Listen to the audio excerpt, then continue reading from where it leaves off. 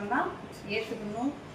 அதுக்கப்புறம் நம்ம டீச்சர்ஸ் சொல்கிற அட்வைஸையும் ஃபாலோ பண்ணணும். அங்கே போய் இந்த ஸ்கூல்லேருந்து வந்தாங்க பரவாயில்ல, இந்த மாதிரி விஷயத்துலலாம் எப்படி இருக்காங்க, வில்லிங்காக இருக்காங்களா, ஒரு ஸ்டேஜில் ஏறி பேசுகிறது, ஹேண்ட் ரைட்டிங் நல்லா இருக்குது, ரீடிங் நல்லா இருக்குது அப்படின்னு சொல்லி என்ன செய்யணும், நம்ம ஸ்கூல்லையும் பேர் வாங்கி கொடுக்கணும். ஐயா இந்த ஸ்கூல்லேருந்து வந்தாங்களா ரொம்ப சேட்டை பண்ணுறாங்க அப்படின்னு இல்லாமல் நல்ல போல்டாக என்ன செய்யணும், ஃபேஸ் பண்ணணும். லைஃப்லேயும் நிறைய விஷயத்த நீ என்ன செய்யணும், கற்றுக்கணும். போக போக போக லைஃப் நிறைய பாடத்தை கற்றுக் கொடுக்கணும்.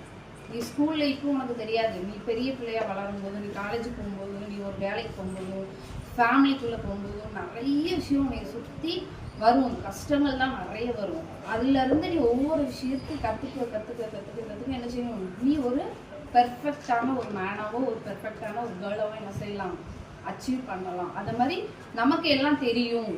எந்த இடத்துக்கு நீங்கள் லைஃப்பில் பெரிய கேர்ளாயோ இல்லை ஒரு பாயாயோ ஒரு கம்பெனியில் வேலைக்கு போறியோ இல்லை ஏதோ ஒரு ஜாபுக்கு போறியோ எனக்கு எல்லாம் தெரியும், என்னால் தான் எல்லாம் முடியும் அப்படின்னு இல்லாமல் நிறைய விஷயங்கள். இப்போ நான் அந்த ஸ்கூல்லேருந்து வந்தோடனே இங்கே எல்லாரும் நான் தான் எனக்கு எல்லாமே தெரியும், ஏன்னா எனக்கு எல்லாமே தெரியும், நான் கிளாஸ் நல்லா எடுப்பேன் அப்படின்னு இருக்கக்கூடாது. அங்கேருந்து அங்கே ஒரு விஷயத்த கற்றுக்கிட்டோம்னா இங்கே வந்து அதை விட நிறைய விஷயங்களை நான் புதுசாக கற்றுக்கிட்டேன்.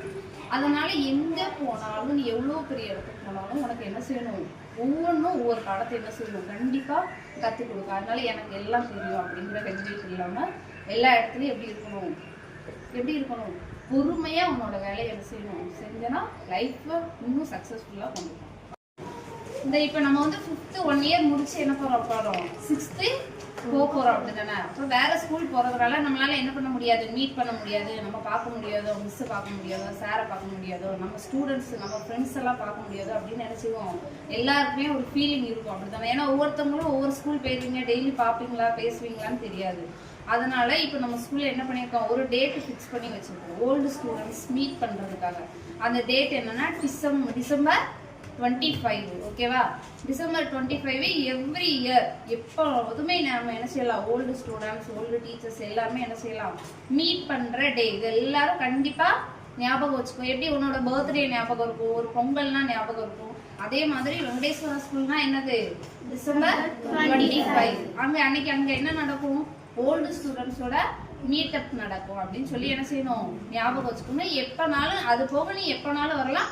ஆனால் அந்த டிசம்பர் 25 ஓல்டு ஸ்டூடெண்ட்ஸ் எல்லாமே எந்த பேட்ச்னாலும் ஓகே, நீ அப்போ என்ன செய்யலாம், வந்து மீட் பண்ணிக்கலாம். டீச்சர்ஸையும் மீட் பண்ணிக்கலாம், டீச்சர்ஸும் வருவாங்க, ஸ்டூடெண்ட்ஸும் வரலாம். ஓகேவா, மறந்துடாத. என்ன டேட்டு, டிசம்பர் 25.